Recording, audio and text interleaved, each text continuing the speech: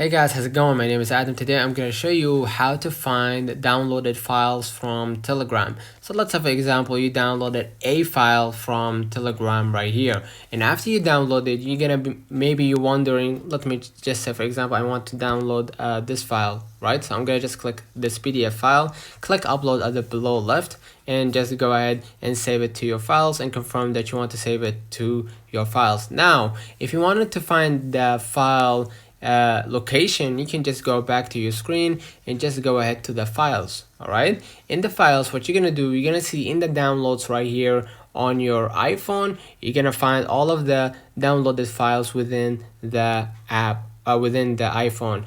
Or you can just go back to right here to browse and just go ahead to the iCloud Drive. And basically, you're gonna see right here the downloads. You're gonna find it right here. So the two locations that are most common to find the files is within your iCloud Drive downloads or on my iPhone downloads as well. Okay, let me know in the comments if this video helped you.